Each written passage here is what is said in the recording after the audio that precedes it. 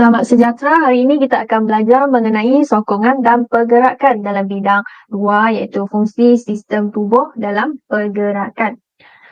Jadi, kita akan mulakan dengan sistem rangka. Apa itu sistem rangka? Sistem rangka adalah satu sistem yang terdiri daripada tulang-tulang bagi membentuk satu kerangka tubuh yang fleksibel dan kuat. Jadi, tulang dapat diklasifikasikan kepada beberapa, iaitu tulang panjang, tulang pendek, tulang leper dan sebagainya. Jadi contoh tulang panjang apa? Contoh tulang panjang adalah seperti tulang yang berada di tangan iaitu tulang ulna, radius. Itu adalah contoh bagi tulang. Sistem rangka juga terdapat komponen lain. Jadi komponen lain yang seperti selain tulang adalah ligamen, tendon, rawan, sendi. Tulang didefinisikan sebagai sejenis tisu penyambung yang terdiri daripada binaan sel hidup dan bahan interses yang tidak hidup dan sangat keras. Jadi, tulang ini terbagi kepada dua tisu. Tisu lembut yang berada di dalam iaitu tisu ligamen, tendon dan tisu keras yang berada di luar. Semasa kita bayi, kita mempunyai 270 tulang. Namun apabila kita meningkat dewasa, tulang kita menjadi berkurang iaitu menjadi 206 tulang. Mengapa menjadi berkurang sehingga 206? Kerana berlaku percantuman di antara skru dan kosi. Seterusnya, senarai nama tulang utama. Jadi, pada pandangan anterior bermaksud pada pandangan hadapan, manakala pandangan posterior adalah pada pandangan yang di belakang. Jadi, tulang dikategorikan kepada dua, iaitu tulang epidikular dan tulang axial. Tulang epidikular terdapat 126 tulang. Manakala tulang axial terdapat 80 tulang. Apa contoh tulang bagi tulang axial? Iaitu tulang tengkorak, sternum, rusuk, turus vertebra yang terbahagi kepada beberapa bahagian. Kosi. Selain daripada yang dinyatakan adalah tulang epidikular. Itu sebagai contoh tulang femur, fibula, tibia, ulna, radius, humerus. Kita beralih kepada klasifikasi dan peranan tulang mengikut bentuk. Di sini, tulang terdiri daripada pelbagai bentuk dan saiz dan dapat diklasifikasikan berdasarkan kepada 4 bentuk.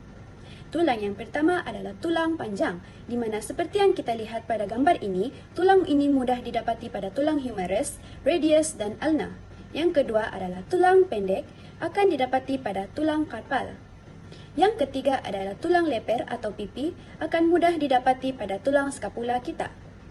Dan yang keempat adalah tulang tidak sama bentuk. Tulang ini mudah didapati pada tulang vertebra, iaitu cervical, coccyx dan sacrum.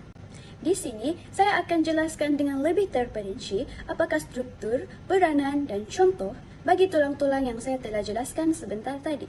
Tulang yang pertama adalah tulang panjang, di mana tulang ini berstruktur panjang dan lebar dan berperanan sebagai tuas dalam pergerakan. Contoh tulang panjang yang mudah didapati adalah pada tangan kita, iaitu humerus, radius dan ulna. Dan pada tulang kaki pula adalah tibia, femur dan fibula. Tulang yang kedua adalah tulang pendek, di mana tulang ini berstruktur pendek dan berbentuk cube dan berperanan memindahkan daya dan memudahkan pergerakan. Contoh tulang pendek yang mudah didapati adalah pada pergelangan tangan kita, iaitu dinamakan sebagai karpal, dan tulang pada pergelangan kaki kita dinamakan sebagai tulang tarsal. Tulang yang ketiga pula adalah tulang leper atau pipi. Tulang ini berstruktur nipis dan rata. Ia juga berperanan tempat pelekatan otot dan melindungi organ di bawahnya. Contoh tulang adalah tulang kranium, rusuk, sternum dan skapula. Yang keempat pula adalah tulang tidak sama bentuk. Struktur pada tulang ini mempunyai banyak cuaran, berperanan sebagai tempat pelekatan otot. Dan contoh bagi tulang tidak sama bentuk ini adalah seperti tulang-tulang vertebra pada cervical, thoracic, lumbar, sacrum dan coccyx. Seterusnya, saya akan menerangkan tentang fungsi tulang, iaitu yang pertama adalah sokongan, membentuk struktur kerangka tubuh dan menyokong berat badan. Yang kedua, pelekatan otot, iaitu sendi tulang dan otot membentuk satu sistem tuas yang membolehkan individu bergerak. Yang ketiga adalah perlindungan, iaitu melindungi organ-organ penting dalam tubuh badan. Dan yang keempat, stor penyimpan bahan mineral iaitu tempat penyimpan bahan mineral terutamanya kalsium dan fosforus. Dan yang terakhir adalah tempat penghasilan sel darah, iaitu hematopoiesis, ialah satu proses pembentukan sel darah dan platelet yang berlaku dalam sumsum tulang. Saya akan menerangkan tentang ligamen, tendon dan rawan.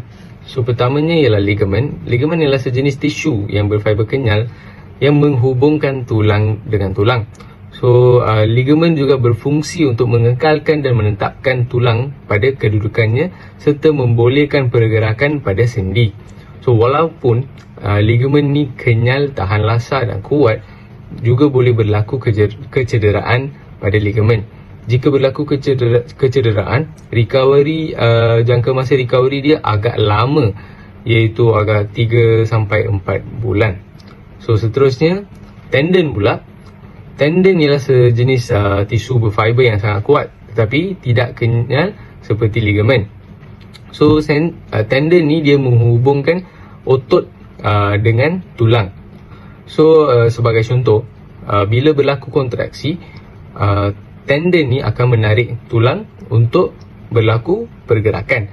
Sebagai contoh, di bicep kita, bila otot bicep kita ni kita nak contract, otot bicep ni akan menarik tulang humerus yang ada pada sini.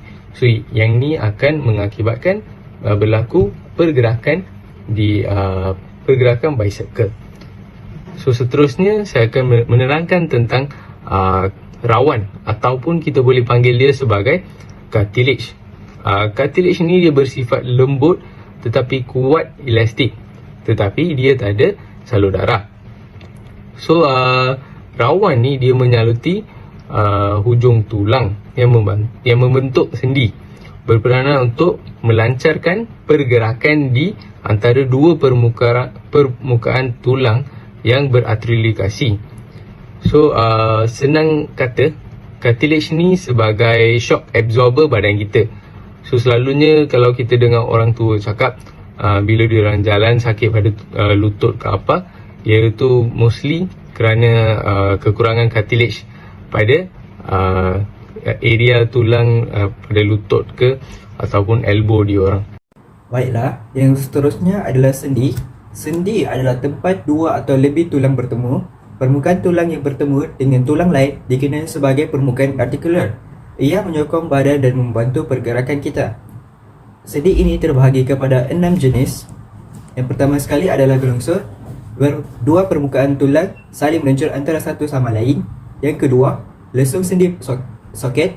Bahagian hujung bulat tepat masuk ke dalam sebuah rongga cawan tulang lain yang membenarkan pergerakan ke semua arah. Yang ketiga dikenali sebagai angsel, mempunyai satu permukaan bulat untuk diterima oleh tulang lain melalui satu paksi yang hanya membenarkan pergerakan satu arah sahaja. Yang keempat adalah kondil. Pergerakan ini hanya hampir sama dengan angsel, tetapi sendi ini boleh bergerak dalam dua arah yang lateral, iaitu ke belakang dan ke depan dalam dua paksi. Yang kelima, paksi, iaitu pergerakan berputar di bahagian leher untuk menggerakkan kepala. Yang terakhir adalah pelana, membolehkan pergerakan ibu jari ke belakang dan ke hadapan dan pergerakan rotasi yang terhad. Rumusan kepada tajuk kami ialah sistem rangka ini penting dalam menyokong pergerakan kita dalam melakukan aktiviti harian selain melindungi organ dalaman kita. Oleh itu, kita perlu menjaga tulang kita dengan baik dengan pengambilan kalsium dan pemakanan yang sihat. Itu sahaja, sekian, terima kasih.